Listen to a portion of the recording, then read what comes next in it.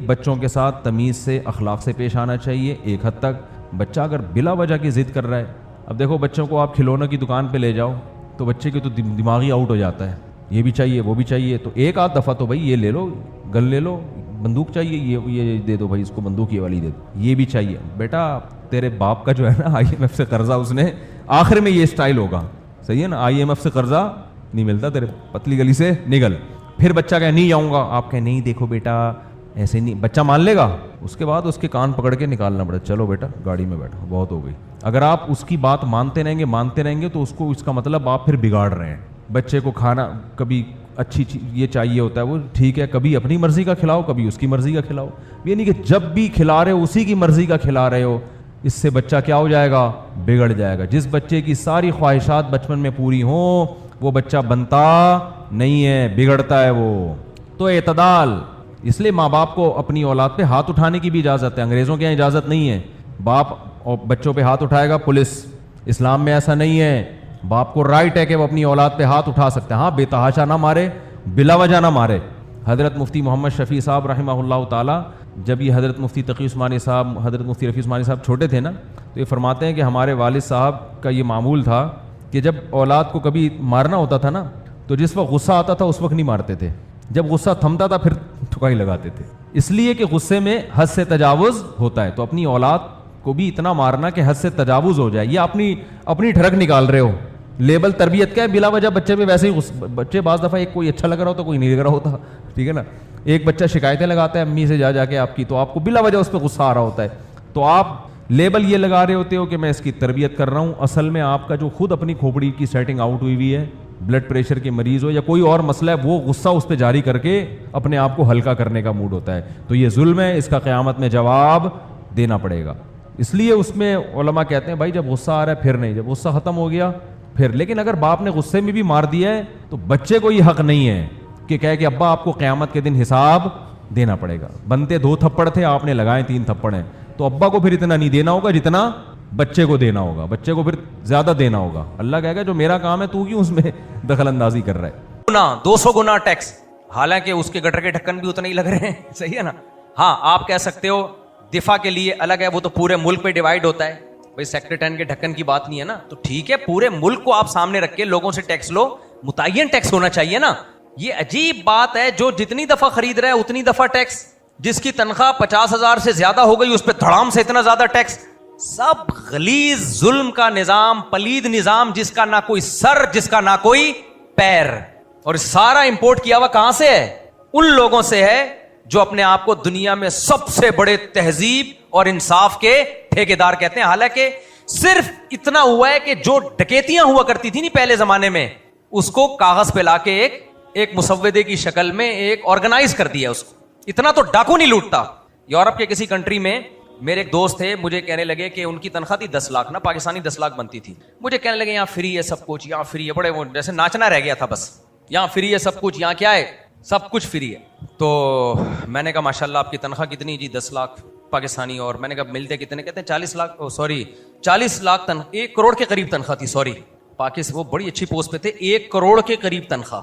کہتے ہیں اس میں 40 لاکھ ٹیکس کے, 43 لاکھ ٹیکس کے کٹتے ہیں. میں نے کہا یار اچھا, کہہ رہے ہیں امن بہت ہے, یہاں ڈکیتیاں نہیں ہیں, یہاں چوریاں نہیں ہیں. میں نے کہا مجھے بتاؤ کراچی میں تم 1 کروڑ کما رہے ہوتے, ڈاکو 43 لاکھ ہر سال چھینتا تم سے ہے؟ نہیں آئی سمجھ میں میرا خیال ہے. اول تو وہاں کا 1 کروڑ جو مہنگائی ہے وہاں پہ, وہاں اس کے لحاظ سے تو یہاں 10 لاکھ بھی بہت تھے. بھائی یورپ میں کوئی 1 کروڑ کما رہا ہے, یہاں 10 لاکھ کما رہا ہے, وہی جیسی عیاشی کرے گا وہ, تو وہ اتنی مہنگائی بھی تو ہے نا وہاں پہ. دوسرا میں نے کہا یہ فری پھوکٹ کا تمہیں جو علاج ہے, کیا ہر سال ہر مہینے 43 لاکھ تمہارا علاج پہ خرچ ہو رہا ہے یا تعلیم پہ خرچ ہو رہا ہے؟ میں نے کہا بھائی اس لحاظ سے ہمارا ملک تو بہت بہتر ہے میرے بھائی. یہاں آپ 10 لاکھ بھی کما رہے ہو, آپ اسکول اچھے نہیں ملیں گے آپ کو, لیکن ٹیوٹر 1 سے 1 آپ کو خاندانی مل جائے گا, اس کو پیسے دو. اور ڈکیت بھی 40 لاکھ ہر مہینے کسی کے نہیں لوٹتے. ایک دفعہ آپ کے لوٹیں گے, ایک دفعہ جمشید کے پاس جائیں گے, وہ اگلی دفعہ غفار کے پاس جائیں گے. ایک ہی آدمی سے ہر سال 40% سیلری لوٹ کے چلے جائے, یا 43%. میں نے ایسا ڈاکو ابھی تک کراچی میں دیکھا نہیں. بیان سن کے ڈاکو شروع کر دیں تو ایک الگ بات ہے. اتنا تو امن کمیٹی والے بھتہ نہیں لیتے یار. میں نے کہا دماغ زہر ہے آپ لوگوں کے اوپر. صرف یہ بولو روڈ اچھے ہیں, ڈھکن اچھے ہیں, سڑکیں اچھی ہیں, بس یہ ہوا اچھی ہے, باقی سسٹم اچھا نہیں ہے بھائی. سسٹم اس سینس میں اچھا ہے کہ سسٹم ہے, لیکن اس کے پیچھے جو لوگوں کا مال انہوں نے حلال کیا ہوا ہے نا ناحق طریقے سے. اور میں نے کہا دوسری بات, یہ 40-43% جو آپ جیسے لوگوں سے کاٹ رہے ہیں, اس میں یہ دوسروں کے بوڑھے والدین کو بھی اولڈ ہاؤس میں کھلا رہے ہیں. وہ آپ کے کیا لگتے ہیں؟ وہ آپ کے کچھ لگتے ہیں؟ ان کو کھلا رہے ہیں. آپ اپنے ابا کو کیوں نہیں, یہ 44 لاکھ اپنے ابا کے لیے جمع کرو نا. تو میں آپ سے یہ بتا رہا ہوں کہ اسلام ہے جو کباب میں ہڈی بنتا ہے ہر جگہ, کیونکہ خدائی قانون ہے نا. اسلام نہیں یہ دھاندلیاں کرنے دیتا. اسلام نے ایک اصول بیان کر دیا, لا یحل مال امرئ مسلم, کسی کا مال حلال. اس میں لفظ تو مسلم ہے کیونکہ مسلمانوں کا واسطہ مسلمانوں سے پڑتا ہے, لیکن مراد انسان ہے. کسی انسان کا مال آپ اس کی دلی خوشی کے بغیر استعمال نہیں کر سکتے. ایک صورت مستثنا ہے کہ کوئی اجتماعی نظم ہو جس میں لوگوں کی اجتماعی ضرورت ہو اور اجتماعی پیسوں کی ضرورت ہو, اور سب اس سے اجتماعی طور پہ فائدہ اٹھا رہے ہوں.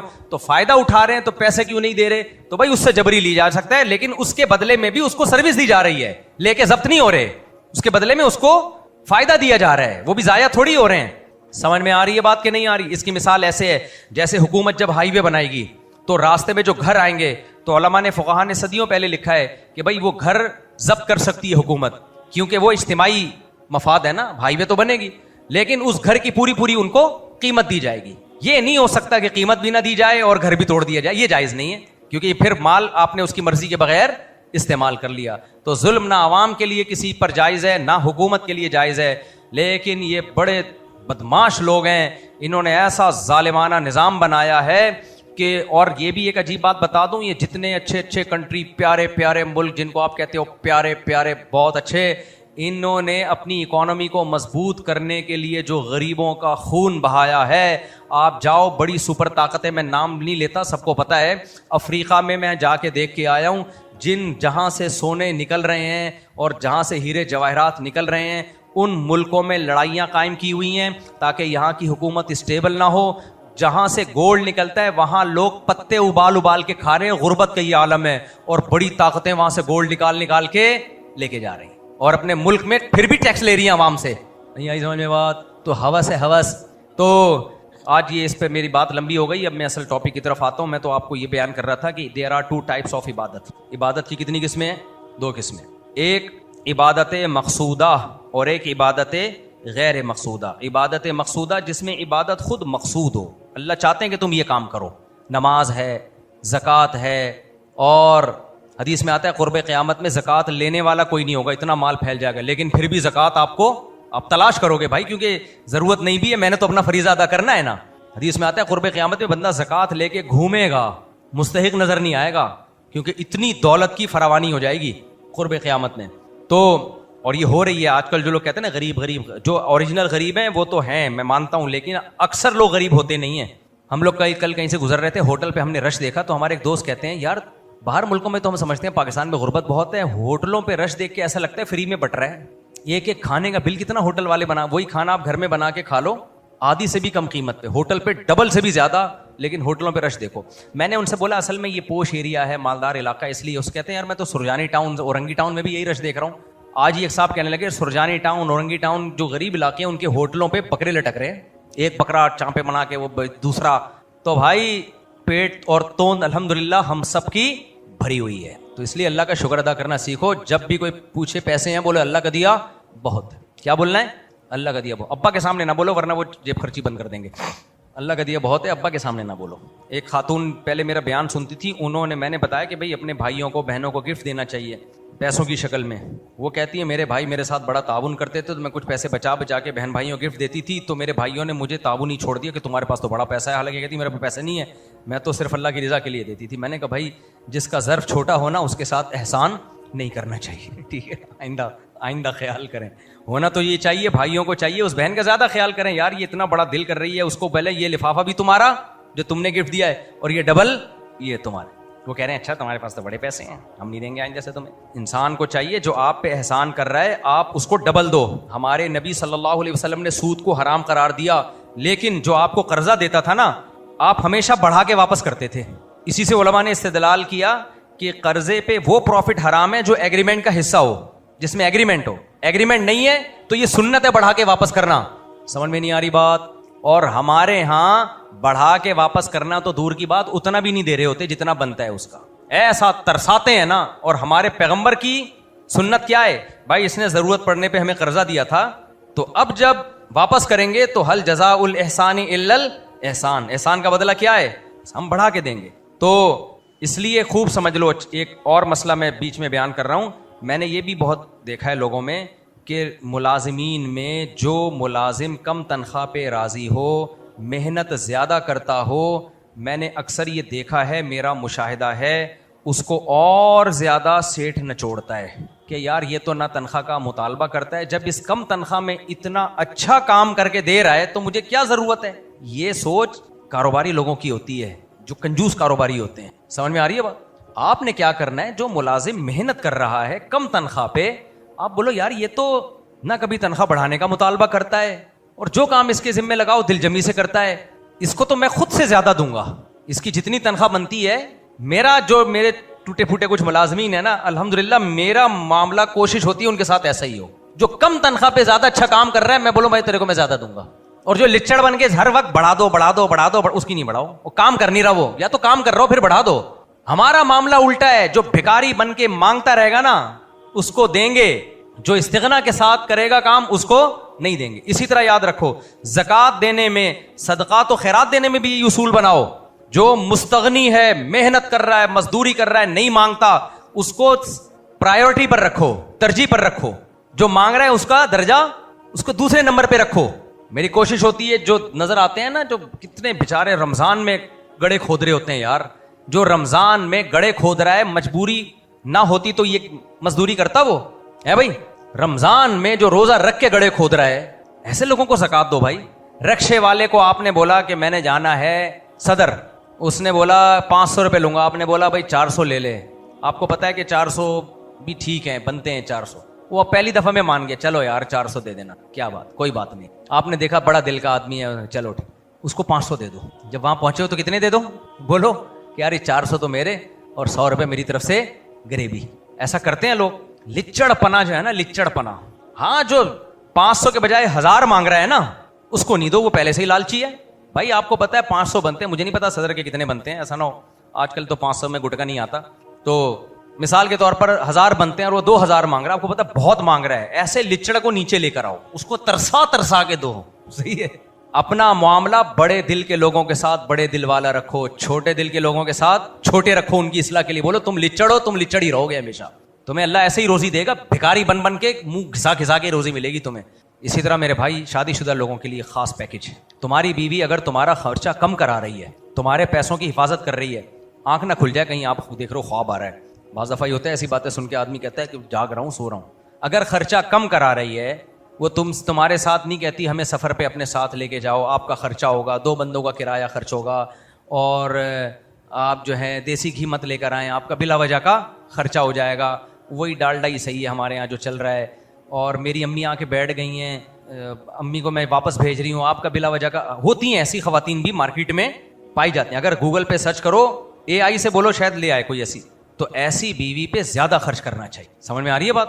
ہوتا نہیں, الٹا معاملہ ہوتا ہے, اس کو اور نچوڑتے ہیں, لچڑ پنا. مجھے اصل میں اس طرح کے لوگوں پہ غصہ پتہ نہیں کیوں آتا ہے, اس کو اور نچوڑتے ہیں. بھائی اس کے لیے وہ تمہارا پیسہ بچانے کی کوشش کر رہی ہے, دل کیا کر لو بڑا, بولا یار تجھے کھلائیں گے یار, ایسی چاہیے تھی ہمیں.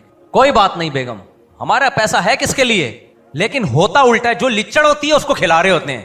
جو لچڑ ہوتی ہے نا, پینٹوں سے پیسے بھی نکال رہی ہے اور بات بات پہ منہ بنا رہی ہے, مجبور ہو کے کھلایا جا رہا ہے, اس کو کھلایا جا رہا ہے. اور جو بیچاری شریف روپے نہیں مانگتی, اس کو جیب خرچی دیتے ہوئے بھی جان نکلتی ہے.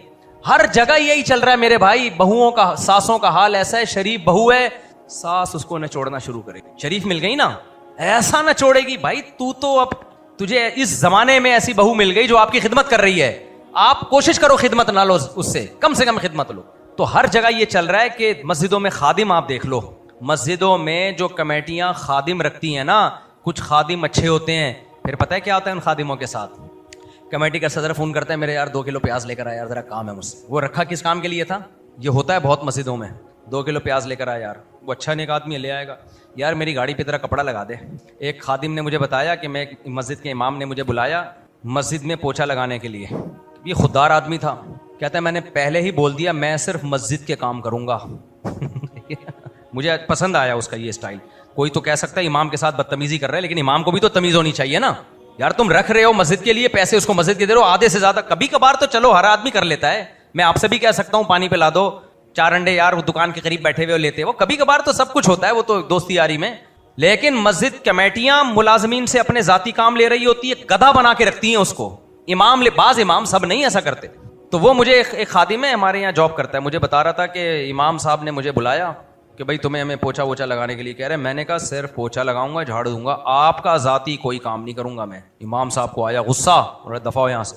میں نے کہا تو نے خاندانی کام کیا, غیرت مند آدمی ہے, مجھے یہ بدتمیزی بہت پسند آئی ہے. لچڑ لوگوں کے ساتھ عزت کا مستحق وہ ہے جو عزت دینا جانتا ہو. یہ تھوڑی کہ امام بن گیا تو اپنے ذاتی کام کیوں لے رہا ہے بھائی, تو اس سے مسجد کے چندے سے آپ اس کو تنخواہ دے رہے ہو, یا تو اس کے کام مسجد کمیٹی سے اجازت لو کہ بھائی یہ میرا بھی ملازم ہوگا, اس کو الگ سے تنخواہ اس بات کی دی جائے گی. تو یہ بہت ہو رہا ہوتا ہے.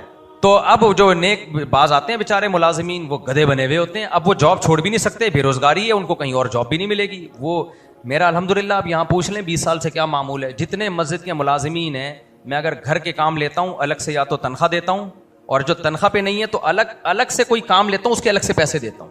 یہاں مدرسہ تھا نا پہلے, مدرسے کے بچوں سے کبھی کام لینا ہوتا, محتمم کہتے ہیں ایک تو نابالغ بچوں سے نہیں, نابالغ بچوں سے کوئی بھی خدمت لینا حرام ہے, ناجائز ہے. خوب مسئلہ سمجھ لو, چاہے اسکول کے بچے ہوں چاہے مدرسے کے بچے ہوں, ان کے والدین کو یہ حق ہے کہ وہ ان سے خدمت لیں. کسی گلی محلے والے کو, کسی مسجد کو, کمیٹی کو, کسی کو بھی اجازت نہیں ہے کہ نابالغ بچے سے اپنے ذاتی کام لے. سمجھ میں آ رہی ہے بات کہ نہیں آ رہی؟ اور نابالغ بچے کا مال اس کی پرمیشن کے بغیر بھی حلال نہیں ہے. یہ جو بھی میں نے پورا مسئلہ بیان کیا ہے نا, مال کسی کی طیب خاطر حلال نہیں ہے, اس میں نابالغ بچہ داخل نہیں ہے. نابالغ یا بچہ یا بچی اپنی خوشی سے بھی مال دے گا تو بھی وہ آپ کے لیے حلال نہیں ہے. مسئلہ علماء نے بیان کیا. بچوں کو جو عیدی ملتی ہے وہ عیدی والدین استعمال نہیں کر سکتے. ہاں اس نیت سے استعمال کر سکتے ہیں کہ ہم انہی پہ خرچ کر دیں گے, یا والدین جو جیب خرچی دیتے ہیں اس میں وہ نیت کر لیں ہم ان کو لوٹا دیں گے, وہ بھی صرف والدین کی حد تک, کسی اور کے لیے تو وہ بھی جائز نہیں ہے. صدقہ جائز نہیں ہے, تبھی نابالغ بچے کے مال پہ زکوٰۃ بھی نہیں ہوتی. سمجھ میں نہیں آ رہی بات؟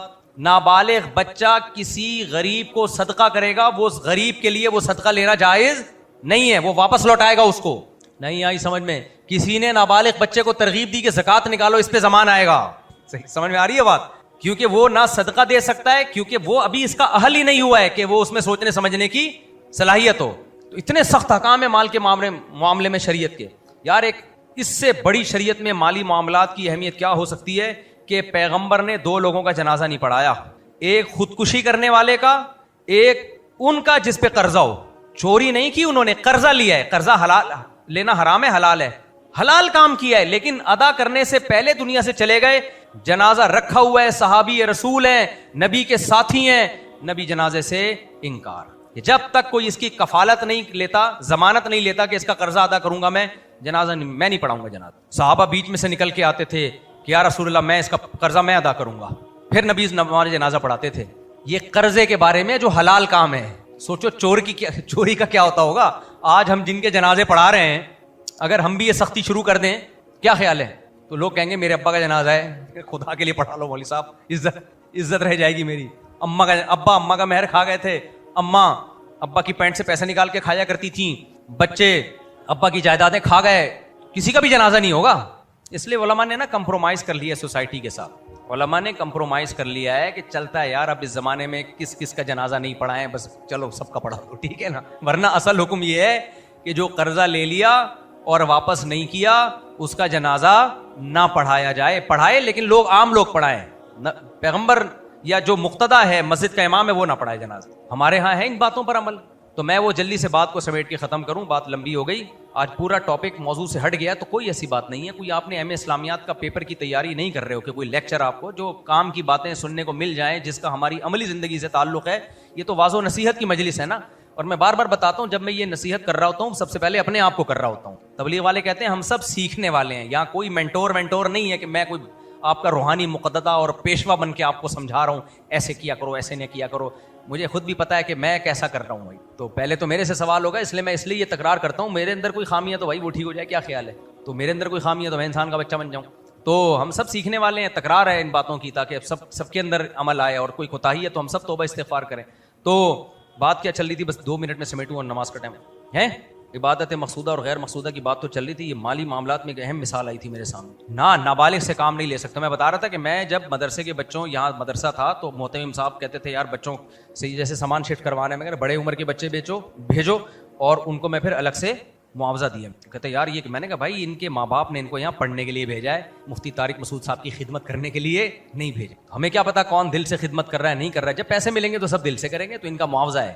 تو لیکن آپ دیکھو بھیڑ چال چل, اپنا شاگرد ہو جس کے بارے میں اطمینان ہو کہ وہ دل کی خوشی سے اور بالغ بھی ہو, پھر ٹھیک ہے, پھر فری میں بھی کام لیا جا سکتا ہے اس کی تربیت کے لیے. لیکن یہ وہ ہے جو براہ راست آپ کا شاگرد ہو اور جس پہ 100% اطمینان بھی ہو. بعض دفعہ اطمینان نہیں ہوتا, وہ دل میں جو ہے نا کہہ رہا تھا یار پھنس گئے یار ادھر آ کے, انہوں نے تو جوس نکال لیں. ہم تو اپنے استاذوں کی الحمدللہ فری میں کرتے تھے. ہمارے استاذ ہمیں پیسے دیتے تو ہم تو شرم سے ڈوب کے زمین میں مر جاتے. بہت زیادہ نہیں کی, لیکن جو تھوڑی بہت کی ہے, ایک دفعہ جوتے یہاں سے اٹھا کے وہاں رکھ دیا, اور کون سے ہم نے خدمت کرنی ہے. لیکن ایک مثال دے رہا ہوں. تو شاگرد کو تو چاہیے استاذوں کی خدمت فری میں کرے, لیکن استاذ کو چاہیے یہ دیکھے کہ کون دل سے کر رہا ہے اور کون دل سے نہیں کر رہا. جب ہول سیل کے حساب سے خدمتیں ہوتی ہیں تو پھر روکڑا دینا پڑتا ہے. ایک استاذ نے مجھے کہا کہ آپ کے شاگرد جب بھی آپ کوئی کام کہتے ہیں تو ایسے بھاگے بھاگے چلے جاتے ہیں, میں جب کوئی کام کہتا ہوں تو ایسے ٹیڑے میڑے آتے ہیں. میں نے کہا میں جب ان کو کام کہتا ہوں تو روکڑا دیتا ہوں آخر میں. آپ جب ان سے کام لیتے ہو تو آپ استاذوں کی خدمت کے بے تحاشا فضائل سناتے ہو اور پانی پلا کے ان کو واپس. تو میں نے کہا 2-4 تو ہوتے ہیں. پہلے زمانے میں تو 100% طلبہ ہوتے تھے جو خدمت میں. آج کل کا دور قرب قیامت ہے بھائی, اس میں 100 میں 2 اچھے ہوتے ہیں, 98 کہہ رہے تھے کس مصیبت میں پھنس گئے. وہ دور تھوڑی ہے جو پرانے زمانے میں خدمتوں کا دور تھا. تو خیر عبادات مقصودہ کو کمپلیٹ کر دوں. نماز ہے, روزہ ہے, حج ہے, زکوٰۃ ہے, یہ سب عبادات مقصودہ ہیں, یہ خود مقصود ہے. اور دوسری ہے غیر مقصود ہے, جیسے وضو ہے. وضو بذات خود مقصود نہیں ہے, وضو سے مقصد کیا ہے, نماز. یہ عبادات غیر مقصودہ کہلاتی ہے. تو یہ مقصودہ غیر مقصودہ کی بحث شروع کیوں کی تھی میں نے؟ ہاں تو روزہ بھی عبادت مقصودہ ہے, سمجھ میں آ رہی ہے بات؟ تو یہ وہ عبادت ہے, اس کو پروموٹ کریں. میں آج کل چاہ رہا ہوں کہ روزے کو سوسائٹی میں عام کیا جائے. مسلمان قوم کولیسٹرول کا ڈبہ بنتی جا رہی ہے. کھا رہے, ربیع الاول میں کھائیں گے, محرم میں کھائیں گے, رمضان میں دیگیں کھائیں گے, 11ویں کی دیگیں, 12ویں کی, 13ویں کی, 40ویں کی, تیجے کی, کھائے جا رہا ہے, اور ایک دن دھماکے کے ساتھ پڑ جاتا ہے مسلمان. تو اسلام میں کھانا عبادت ہے, روزہ عبادت ہے. روزے تو رکھ کے دیکھیں کچھ بھی نہیں ہوتا, عادت پڑ جاتی ہے. اور میں نے بتایا کہ جیسے بقرعید کے گوشت میں الگ لذت ہے, افطاری کے سموسے میں بھی ایک, نہ کھائیں سموسہ, اچھی چیز کھائیں, لیکن اللہ نے خدا کی قسم جو لذت افطاری میں رکھی ہے, اللہ کے لیے روزہ رکھا ہو اور پھر اللہ کے لیے کھا رہا ہو, وہ کیفیت بیان کرنے کے قابل. بڑا مزہ ہوتا ہے اس میں, بڑا مزہ ہوتا ہے. کچھ نہ ہونا روزے کا ایک بڑا فائدہ افطاری کی لذت, یہ روزے دار کو حاصل ہے. اور نبی صلی اللہ علیہ وسلم نے فرمایا للصائم فرحتان, روزے دار کو اللہ 2 خوشیاں دیتا ہے. ایک تو جنت میں ملے گی, جنت میں ایک الگ دروازہ اللہ نے صرف روزے داروں کے لیے رکھا ہے, صرف روزے دار جائیں گے اس سے. اور دوسری خوشی عند الافطار, افطار کے وقت جو اسے لذت ملتی ہے وہ ویسے کسی بھوکے کو نہیں ملتی. آپ 4 ٹائم بھوکے رہ لیں وہ مزہ ہی نہیں آتا. افطار کی ایک الگ لذت رکھی ہے, جسمانی بھی اور روحانی بھی. کہ اللہ تعالیٰ ہم سب کو سمجھنے کی, عمل کی توفیق عطا فرمائے. یہ جو قربانی کے حصے ہوتے ہیں, وہ سوال یہ ہے کہ جیسے آپ نے بھی فرمایا تھا کہ جو لوگ حصے کرتے ہیں, یعنی جو حصے جمع کرتے ہیں, وہ پہلے لوگوں کے پیسے جمع کرتے ہیں پھر حصے کرتے ہیں. تو آپ نے یہ فرمایا تھا کہ حصہ بیچ سکتے ہیں لیکن اپنی جیب سے وہ پیسے مال خرید کے لے کے آئیں, یہ آپ نے فرمایا تھا. اپنا مال خرید کے لائیں پھر حصہ بیچ سکتے ہیں, تو ان کے لیے جائز ہے جو حصے بیچ رہا ہے. آپ مجھے یہ بتائیں کہ آپ کی نظر میں کوئی ایک ایسا کوئی مدرسہ یا کوئی ایسا جو بھی ادارہ ہے, کوئی ایک نظر میں ہو تو مجھے بتائیں کہ جو اپنے پاس سے انویسٹمنٹ کرے, 40, 50, 60, 70 جانور لے کر آئے اور پھر وہ بیچے. میری نظر میں تو کوئی نہیں ہے, ایک بات. دوسری بات یہ کہ جب لوگوں کے پیسے جمع کرتے ہیں تو اس کے اندر بہت سارے مسئلے ہیں. علماء سے ہی سنا ہے کہ وہ جو 7 ہو رہے ہیں اس کے اندر اگر ایک آدمی کی کمائی حرام کی ہوگی تو 7 حصے ضائع ہو گئے. کسی کے دل میں یہ آ گیا کہ مجھے تو گوشت کی نہیں قربانی کرنی ہے تو بھی قربانی نہیں ہوگی. کسی کے دل میں یہ فرق آ گیا کہ اس کو ٹوکری اچھی چلی گئی, مجھے ذرا ہلکی آئی ہے تو بھی قربانی نہیں ہوگی. یہ سب علماء سے سنا, میں نہیں کہہ رہا. جی, وہ پائے مدرسے والوں نے رکھ لیے, وہ پائے بھی ان کو بانٹنے چاہیے تھے تو بھی قربانی نہیں ہوگی. تو یہ دھندے جو چل رہے ہیں, جو لوگوں کے پیسے جمع کر کے جو ہے نا کیا کہتے ہیں جو قربانیاں کی جا رہی ہیں, تو ایسا تو کوئی آدمی نہیں ہے جو آپ نے کہا تھا کہ اپنے پاس سے انویسٹمنٹ کرے. صحیح, یہ میری نظر میں نہیں ہے. تو ذرا اس پہ ذرا 2 چیزیں الگ الگ ہیں. ایک یہ کہ 7 حصے جن لوگوں کے گائے میں ہوں ان کی آمدن بھی حلال ہونی چاہیے. نمبر 2 سب کی نیت بھی قربانی کی ہونی چاہیے. یہ بات تو ٹھیک ہے. تو جب تک ہمیں پتہ نہ ہو ہم آمدن حلال ہی سمجھیں گے نا. پہلے سے پتہ چل جائے کہ یہ آمدن حرام ہے تو پھر ایوائڈ کریں. لیکن شریعت میں حکم یہ ہے کہ تجسس مت کرو. نارملی تو مسلمان حلال ہی کماتا ہے, ہاں پہلے سے پتا ہو تو پھر اوائڈ کیا جائے. یہ مسئلہ میں نے جمعے میں بہت ڈیٹیل سے بیان کیا, یہ والا مسئلہ. آپ تو چلے گئے تھے نا, تو میں نے اس کو تفصیل سے بیان کیا. دوسرا مسئلہ, ساتوں کی نیت قربانی کی ہو تو بقرعید کے دنوں میں سب کی قربانی ہی کی نیت ہوتی ہے نا. اب ہم دلوں کے حالات تو نہیں ٹٹول سکتے کہ کس کی کیا نیت ہے. ہمیں تو شریعت نے ظاہر کا مکلف بنایا. بقرعید میں کوئی قربانی نہیں کر رہا تو کیا کر رہا ہے؟ وہ گوشت عام دنوں میں سستا پڑتا ہے. اگر گوشت کھانے کے لیے کر رہا ہوتا تو بقرعید کے بعد کرے نا, یا بقرعید سے پہلے گوشت سستا ہو جائے گا. سستا ہوتا ہے. بقرعید کے دنوں میں تو جانور بڑا مہنگا پڑتا ہے, تو پھر بھی وہ کر رہا ہے تو قربانی ہی کی نیت ہے. باقی تو آپ نے یہ کہا نا کہ میں نے یہ بتایا تھا کہ جو آدمی بزنس کے لیے قربانی کر رہا, یعنی جانور خرید رہا ہے, حصے بیچ رہا ہے, 40 جانور خریدے اور ان کے حصے بیچ دیے اپنا پروفٹ رکھ کے. سمجھ میں آ رہی ہے بات؟ مثال کے طور پر آپ نے جانور خریدا, ایک مثال دے رہا ہوں, 1 لاکھ روپے کا, ملتا نہیں 1 لاکھ کا, لیکن مثال دے رہا ہوں. گائے خریدی 1 لاکھ روپے کی اور اس کے 7 حصے کر کے 1.5 لاکھ میں بیچ دیا آپ نے, تو 50,000 آپ کا پروفٹ. تو یہ پروفٹ جائز ہے, آپ بیچ سکتے ہیں. بھائی میری گائے ہے, میں اس میں اتنے کا حصہ بیچ رہا ہوں, جس نے خریدنا ہے خریدے, نہیں خریدنا نہیں خریدے. تو جب یہ بزنس کے پوائنٹ آف ویو سے کیا جائے گا تو اس کے جائز ہونے کی کچھ شرطیں ہیں. پہلی شرط, جانور کا نقصان ہو گیا تو وہ آپ کا نقصان ہے, کیونکہ جب تک جانور بکا نہیں ہے آپ اس کے مالک ہیں. اجتماعی قربانی الگ چیز ہوتی ہے, بزنس والی قربانی جو حصے بیچے جاتے ہیں وہ الگ چیز ہوتی ہے. لوگ دونوں کو خلط ملط کر دیتے ہیں. میں اجتماعی قربانی کو بعد میں بتاتا ہوں. یہ اجتماعی کہتے ہیں اس کو بھی اجتماعی, لیکن یہ اجتماعی نہیں ہے. آپ اس پہ پروفٹ کما رہے ہو تو اس میں پہلے جانور خریدو گے, اپنے قبضے میں لو گے, جانور مر گیا آپ کا نقصان. تو قبضے میں لینے کے بعد پھر آپ لوگوں کو وہ جانور دکھاؤ گے, چاہے اس کی ویڈیو دکھا دو, تصویر دکھا دو, اور بولو گے اس جانور میں ایک حصہ میں اتنے کا بیچ رہا ہوں. یہ نہیں کہو گے ایک حصہ اتنے کا پڑا ہے, وہ جھوٹ ہو جائے گا. بھائی میں ایک حصہ اتنے کا بیچ رہا ہوں, تو جو خریدنے والا ہے خرید لے بھائی. جو خریدتا جائے گا وہ جانور کا مالک ہوتا چلا جائے گا. اب جب یہ 7 حصے بک گئے تو بھائی جب یہ آپ نے خرید لیے ہیں تو آپ کا قبضہ ضروری ہے. تو ہم اس کو تھوڑا سا الگ بھی کر دیں تو بھی قبضہ ہے وہ, یعنی اس کو تھوڑا سا نمایاں کر دیں کہ یہ آپ کا جانور ہو گیا, فکس ہو گیا. اب اگر یہ مر جائے تو جنہوں نے خریدا ہے ان کا نقصان ہے, کیونکہ یہ جانور بک چکا ہے. اب مالک کا نقصان نہیں کہلائے گا, خوب سمجھ لیں, کیونکہ مالک رہا نہیں ہے وہ. یہ ہے جب آپ بزنس کے پوائنٹ آف ویو سے کریں. مدرسے والے جو قربانیاں کر رہے ہیں وہ بزنس نہیں, وہ اجتماعی قربانی کر رہے ہیں کہ ہم آپ کو ایک سروس دے رہے ہیں. جانور کے مالک بھی آپ ہوگے, گوشت کے مالک بھی آپ ہوگے. ہم صرف ایک سروس دے رہے ہیں آپ کو, اور ہمیں اس سروس میں لالچ یہ ہے کہ کھال وال مل جائے گی ہمیں. اور بعض دفعہ کچھ لوگ گوشت ویسے ہی چھوڑ کے چلے جاتے ہیں کہ ہمیں گوشت نہیں چاہیے, مدرسے کے بچوں کو کھلا دو. تو اس میں یہ ضروری نہیں ہے کہ ان کا اپنا پیسہ ہو اور وہ جانور لا کے, وہ تو وکیل بنے ہیں نا, یعنی وہ لوگوں کے وکیل ہیں, لیکن اس میں وہ پروفٹ نہیں کما سکتے. پھر جو رقم بچے گی, جس کی جتنی رقم ہے اس کو لوٹانی پڑے گی وہ, کیونکہ یہ مدرسے والے وکیل بنے ہوئے ہیں پبلک کے. کہہ رہے ہیں ہم اپنے لیے خرید نہیں رہے, ہم تو آپ کے لیے خرید رہے ہیں, آپ کو ایک سروس دے رہے ہیں, سہولت دے رہے ہیں. اس میں وہ پروفٹ نہیں کما سکتے. پھر جو رقم بچے گی, جس کی جتنی رقم ہے, اس کہہ رہے ہیں ہم اپنے لیے خرید نہیں رہے, ہم تو آپ کے لیے خرید رہے ہیں, آپ کو ایک سروس دے رہے ہیں, سہولت دے رہے ہیں. اس سہولت پہ کمیشن بھی لیا جا سکتا ہے, گوشت کو تقسیم کرنا بھی ہم, یہ سروسز کے پیسے ہوں گے, تو پروفٹ نہیں لے سکتے اس پہ. تو وہ جائز ہے. ہوتا یہ ہے کہ مدرسے میں یا کسی ٹرسٹ نے اعلان کر دیا کہ ہمارے ہاں اجتماعی قربانی, اتنا جانور موٹا تازہ لے کر آئیں جس میں 40,000 یا اس کے قریب حصہ بنے بھی. جانور لے کر آئے جس کا, جو یہ آپ کا بزنس تھوڑی ہے, پیسے کس بات کے بچا رہے ہو آپ. یہ کچھ ٹرسٹ بھی کرتے ہیں, کچھ ٹرسٹ فاؤنڈیشن یا ٹرسٹ وہ بھی یہ کر رہے ہوتے ہیں. بھائی آپ نے لوگوں سے قربانی کے نام پہ پیسے لیے ہیں تو سارے پیسے قربانی میں خرچ ہونے چاہیے. ہاں اتنا مارجن رکھیں کہ ہم پہ قرضہ نہ آ جائے کہیں, اتنا تھوڑا سستا رکھیں کہ کچھ ہلکی پھلکی بچت ہو سکتی ہے اس میں. تو وہ جو بچت ہوگی پھر وہ لوگوں کی پرمیشن سے آپ استعمال کر سکتے ہیں, ادروائز وہ آپ کو لوگوں کو واپس کرنے پڑیں گے. اس میں پیسے بچانے کی کوشش نہ کریں.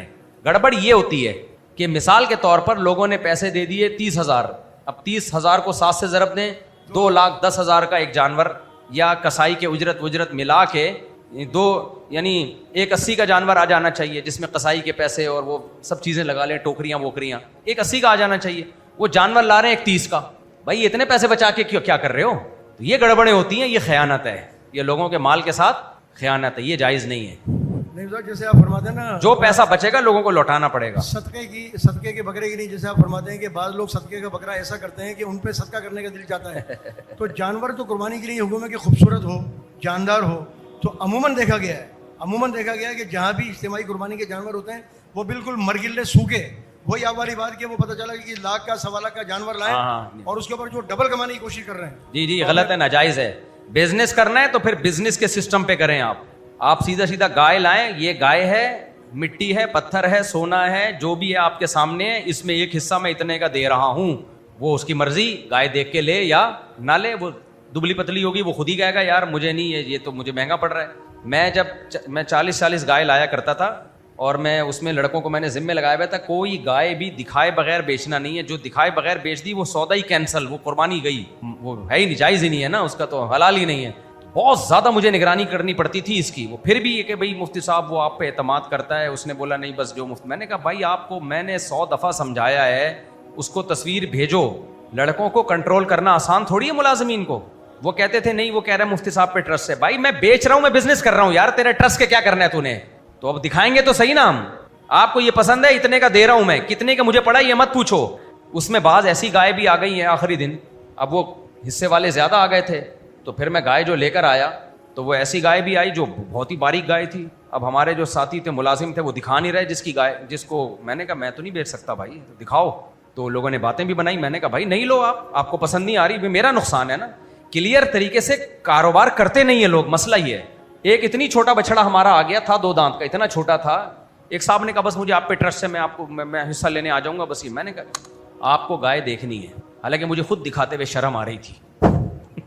मैंने कहा बछड़ा देखना पड़ेगा, आप यही महल्ले के हैं, आते भी हैं। मैं उनको ले गया, मैंने कहा ये बछड़ा है, पता है क्या कहते हैं, इसमें 7 हिस्से निकल भी आएंगे। मैंने कहा मैं आपको कह रहा था देख लें, तो अब आपको पसंद नहीं है तो ना लें भाई, हमें तो जो मिला वो ले आए हम, और हिस्सा भी तो सस्ता है ना इसमें। उन्होंने कहा चलें ठीक है। तो कारोबार जब करो तो सीधा सीधा बचाओ भाई, मैं इसमें इतने का हिस्सा बेच रहा हूं। मैंने लड़कों से कहा ये नहीं बोलना कि इतने का हिस्सा है, उससे धोखा होता है। धोखा ये होता है लोग समझते हैं इतने की पड़ी है इनको। मेरा बताने का मकसद कोई लंबी तकरीर नहीं, बताने का मकसद है मामलात को क्लियर रखो। मामलात को क्या रखो? क्लियर। 2 नंबरी मत करो। इज्तिमाई कुर्बानी कर रहे हो, पैसे बचाने की कोशिश मत करो उसमें, क्योंकि बच के आप नहीं रख सकते, वो आपका बिजनेस नहीं है। और जब पैसे बचा रहे हो तो बता के बचाओ, भाई ये लकड़ी है, मिट्टी है, सोना है, जो है इसमें इतने का हिस्सा दे रहा हूं मैं, लेना लो, नहीं तो नहीं लो। जिसने लेना होगा ले लेगा, नहीं लेगा तो बोलेगा यार इसको तो हड्डियों का सूप भी नहीं है इसमें, मैं नहीं ले रहा, जाओ तो ना ले। वो क्लियर रखो मामलात को, ये बड़े मसले हैं। मामला साफ नहीं रखते, ये हमारी कौम की इज्तिमाई बीमारी है, साफ नहीं रखते मामला। इज्तिमाई कुर्बानियों में हिस्सा डाल के लोग जान छुड़ाते हैं कि हमें बना बनाया गोश्त घर पहुंच जाए। देखो बकरीद को एंजॉय करो, मैं भी ऐसा कर सकता हूँ, 4 हिस्से कहीं से डाल दूं यार, उधर उधर उधर घर पहुंचा देना, नहीं यार। बच्चे भी इंजॉय करते हैं, गाय आती है, बच्चे देखते हैं, खुश होते हैं, आप थोड़ा उसको खिलाओगे, पिलाओगे, घुमाओगे, ये सब सवाब में लिखा जाता है। समझ में आ रही है बात? इन जानवरों से एक उल्फत पैदा होती है, आपको मोहब्बत पैदा होती है, तो शरीयत के मकासद में से है ये, हलाल जानवरों से एक रगबत पैदा हो। अंग्रेजों ने कुत्ते पाले हुए होते हैं, गाय से दूर भागता है वो, हालांकि जरासीम गाय में कम है, कुत्ते में ज्यादा है। बीमारियां गाय में कम है, कुत्तों से ज्यादा फैलती हैं बीमारियां। और कुत्ते को देखकर अंग्रेज दूर नहीं भागता, अंग्रेज के अलावा हर आदमी दूर भाग रहा होता है। जिसके हाथ में कुत्ता होता है, कुत्ता उसको तो नहीं काटता, उसके अलावा सबको पे भौंकता है वो। जबकि गाय ऐसी चीज है जिसके हाथ में डोरी है उसी को मारेगी, बाकियों को आमतौर पे कुछ नहीं कह रही होती। खैर, तो ये तो इतना फायदे की, बाहर मुल्कों में हलाल जानवरों को पालने को इतना गवर्नमेंट प्रोमोट करती है। मैंने अमेरिका में देखा है लोगों ने गाय पाली हुई है, पढ़े लिखे इंजीनियर्स, डॉक्टर्स। क्यों? 5 गाय 6 गाय। कराची के लड़के गए हुए हैं, अमेरिका में घर लिया हुआ है, गाय पाली हुई है, थोड़ा आबादी से दूर घर लिया। मैंने कहा ये गाय क्यों? कहते हैं यार जिस जमीन में गाय बकरी पाल लो उस जमीन का टैक्स माफ है। गवर्नमेंट इतना प्रोमोट करती है, समझ में आ रही है बात? वहां की गवर्नमेंट क्यों? ताकि जानवर पले। उनको पता है जितना ज्यादा लोग जानवर पालेंगे, मुर्गियां, बकरियां, गोश्त भी सस्ता होगा और दूध भी सस्ता होगा। और इतने अरबपति मुल्क हैं ये। नॉर्वे में गया, उन्होंने कहा यहां गाय मर जाए ना आपकी खैर नहीं है। आपने गाय पाली भी और मर जाए, गवर्नमेंट पूछेगी क्यों मरी है। मैंने कहा तो भाई मर गई, मौत का फरिश्ता आया ले गया। कहने नहीं फरिश्ता आया क्यों? वो कहते हैं कि भाई, मैंने कहा भाई वो कि नहीं इलाज हो। कहते हैं गवर्नमेंट कहती है जब गाय बीमार हुई थी हम फ्री में आपको डॉक्टर दे रहे हैं, फ्री में इलाज हो रहा है, तो ये मरी क्यों? आपको चाहिए था फोन करते, सेकंडों में डॉक्टर आता है, और आता है। आपकी ने गाय पाली हुई, बीमार है, सेकंडों में डॉक्टर फ्री फोकट का इलाज करके जाएगा। वो इतना प्रोमोट करते हैं वो मुल्क जिनके पेट भरे हुए हैं, फिर भी उनकी नजर में इन जानवरों की वैल्यू है। उनको पता है दुनिया में कहत पड़ा ना سب سے زیادہ ویلیو انہی جانوروں کی ہوگی. سمجھ میں نہیں آ رہی میرا خیال ہے بات. اتنا پروموٹ کرتے ہیں یہ فارمنگ کو, مرغیوں کی فارمنگ, بکریوں. مرغی نہیں مر سکتی. اب وہاں مرغیوں کا فارم تھا امریکہ میں کسی کا, دیسی مرغیاں پالی ہوئی ہیں, کہہ رہے ہیں مر جائے تو ہم چپڑ میں دفن کر دیتے ہیں اس کو, ایسے نہیں پھینکتے. فوراً حکومتی لوگ آتے کیوں مری بھائی, کیئر نہیں کر رہے مرغی کی تم. ہمارے ہاں تو کتنی مرغیاں خودکشیاں کر کے مرتی ہیں. مرغے پیچھے بھاگ رہے ہوتے ہیں, وہ آگے آگے بھاگ رہے ہیں, گاڑی کے نیچے آ گئی. ایک مرغی اسی طرح بھاگ رہی تھی, گاڑی کے نیچے آ گئی, پیچھے پیچھے مرغا بھاگ رہا تھا, تو وہ بیچاری گاڑی کے نیچے آ گئی. مرغے نے بولا غیرت ہے, جان کھو دی مگر عزت پہ آنچ نہیں آنے دی. جان سے چلی گئی مگر عزت پہ آنچ. گلفام بھائی سن رہے ہیں, عزت پہ آنچ نہیں آنے دی. خیر, تو ہمارے یہاں تو کوئی پوچھنے والا نہیں ہے. جانوروں کے اتنے, ان جانوروں کے نا خاص طور پہ جو فارمنگ کے ہوتے ہیں اتنے حقوق ہیں. آپ نے ایک فارم کھولا ہوا ہے, 50 گائے آپ کے پاس, اس کے قریب میں آپ دوسرا فارم نہیں کھول سکتے. کیوں؟ وہ کہتے ہیں اگر ان میں بیماری آئی نا تو ادھر بھی لگے گی, تو اس کے لیے اتنے کلومیٹر دور ہونا چاہیے. اور اس کے بہت حکومت بہت سبسڈی دیتی ہے, بہت فائدے دیتی ہے. تو اس لیے پالو یار. میں نے اپنی گھر کی چھت پہ بنایا بھی بکریوں کا بہترین, اب میں بلاگ بناؤں گا اس کا, کیسے گھر کی چھت پہ بکری پل جاتی ہے. دودھ جو آپ پی رہے ہو مارکیٹ سے, انجیکشن والا دودھ ہے یہ. اتنی ہارمونلس پرابلم آ رہی ہیں لوگوں کی باڈی میں, اتنے مسائل کھڑے ہو رہے ہیں. دودھ پینا ہے, ڈاکٹر کہہ رہے ہیں آج کل اپنی گائے کا دودھ نکال کے یا بکری کا دودھ نکال کے پی رہے ہو, بس اسی پر اطمینان ہے. اس کے علاوہ خالص والص مارکیٹس میں کیا ہے, ڈبے سے پھر بھی بہتر ہے یہ گوالوں کا دودھ پی لو, لیکن انجیکشن تو لگ رہا ہے نا. میں نے ابھی گائے خریدی ہے, وہ پریگننٹ ہی نہیں ہو کے دے رہی تھی. اتنے بڑی مسئلہ ہو گیا. پھر ڈاکٹر نے بتایا کہ یہ گائے آپ نے جب خریدی ہے نا, تو آپ تو انجیکشن نہیں لگا رہے, لیکن گوالے تو لگاتے تھے نا انجیکشن, ان کی وجہ سے ان کے رحم میں انفیکشن ہو جاتا ہے, تو پریگننسی میں مسئلہ ہوتا ہے ان گایوں کے. تو کیا کیا مسئلے چل رہے ہیں آپ دیکھو, کیا کیا جانوروں کے ساتھ کھلواڑ بنایا ہوا انہوں نے. تو اس لیے اپنی مرغی اپنا انڈا, اپنی بکری اپنا دودھ, اپنی گائے اپنا, وہ خالص ہے, اس کے علاوہ کچھ پتہ نہیں ہے.